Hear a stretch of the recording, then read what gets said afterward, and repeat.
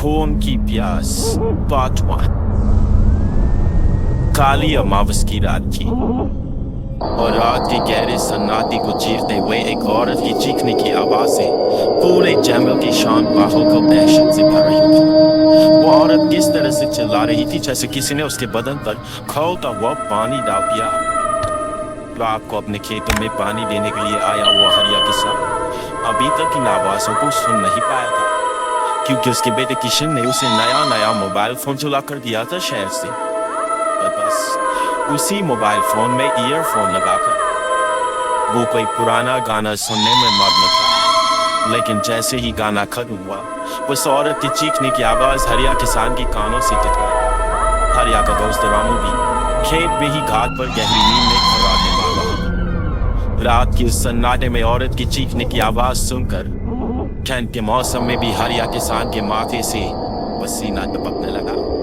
रामू, अरे ओ रामू, अरे जल्दी उठ, क्या खर्राटे मारकर सो रहा है?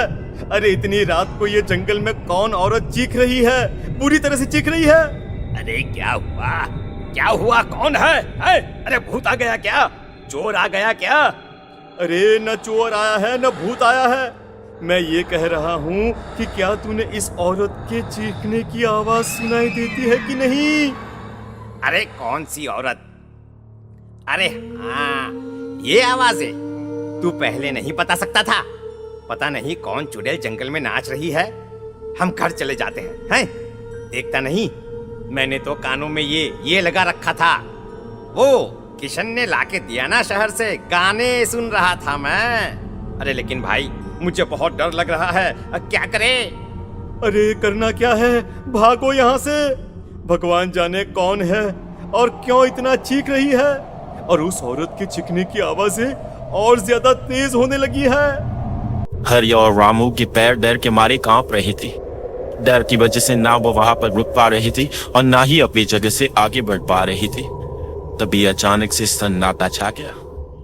सही मौका है, हमें यहाँ से निकल लेना चाहिए भैया। रामू और हरिया अपना गमछा उठाकर दबे पैरों जंगल के रास्ते से गांव की तरफ चलने लगे। गांव की ओर जाने वाला ये एक ही रास्ता था, पर आवाज भी उसी तरफ से आ रही थी। लेकिन अभी 2 मिनट पहले वो आवाज पूरी तरह बंद हो चुकी थी और जंगल में पहली जैसा सन्नाटा पसर चुका था। तभी अचानक से पेड़ों में किसी के चलने की सरसराहट रामू और हरिया को सुनाई दी। क्या तुमने कोई आवाज सुनी?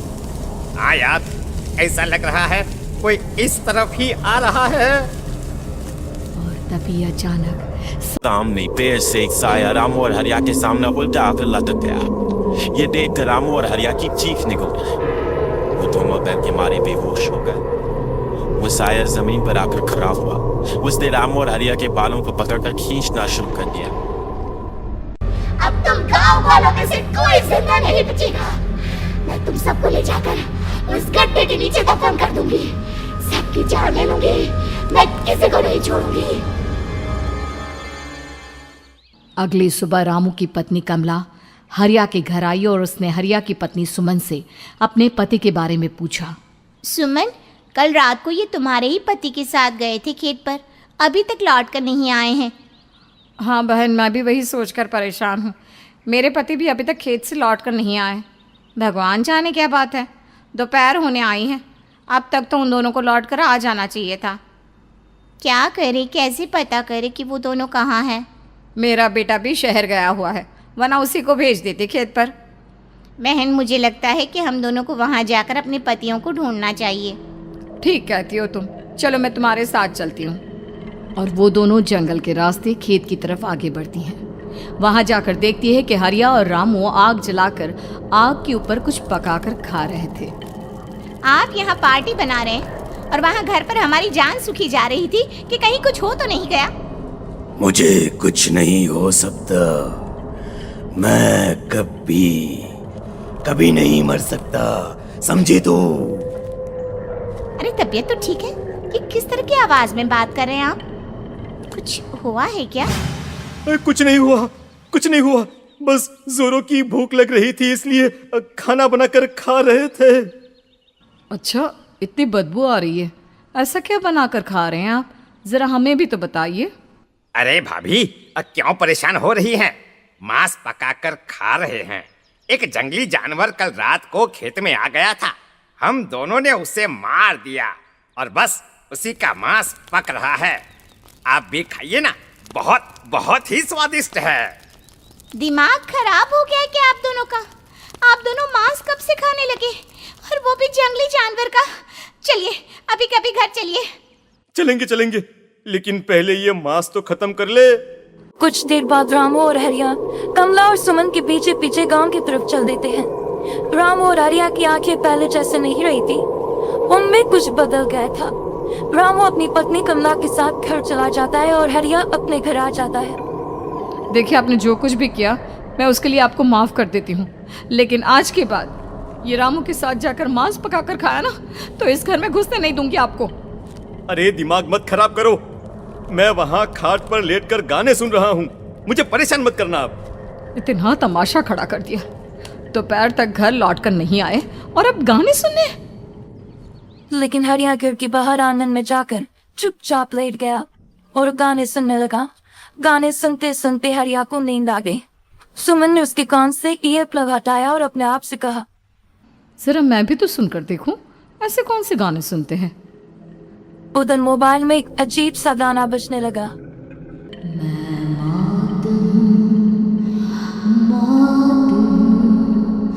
मौत जो पसरी है चारों, जो आएगी कहीं से निगल जाएगी सबको। मैं मात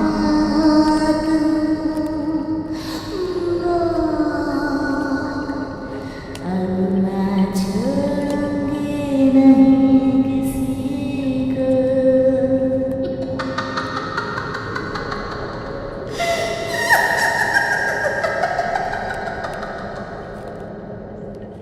सुमन ने घबराकर मोबाइल फोन दूर रख दिया।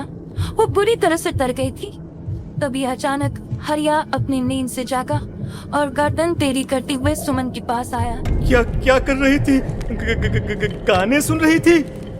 वो ये कैसा गाना सुन रहे थे तुम मोबाइल के अंदर? मौत है, मौत। अरे ये सारी बातें छोड़ो और ये बताओ, आज शाम को तुम मेरे साथ खेत चलोगी? लेकिन क्यों? और तुम इस तरह से क्यों बात कर रहे हो? अपनी गर्दन सीधी रखकर बात करो ना।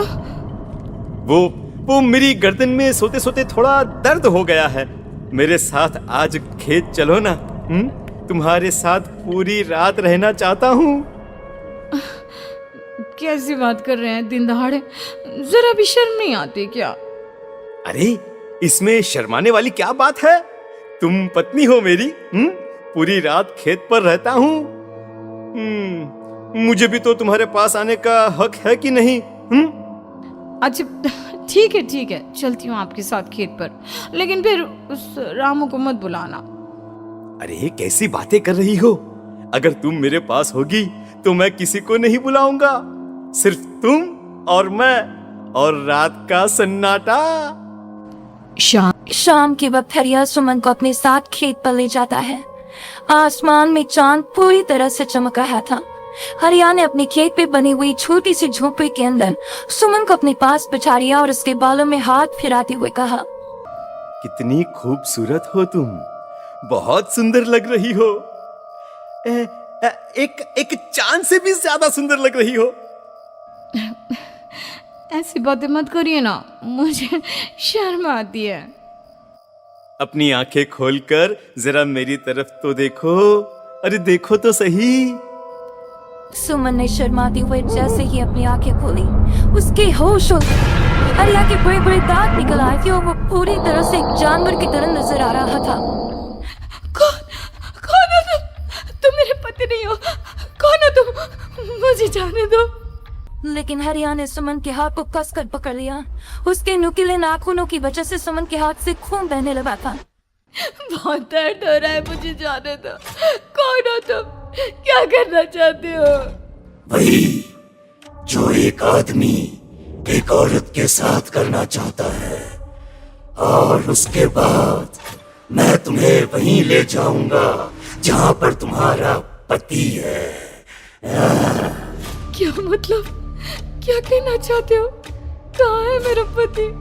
जंगल के बीचों बीच उबलते हुए पानी के तालाब में वही है तुम्हारा पति।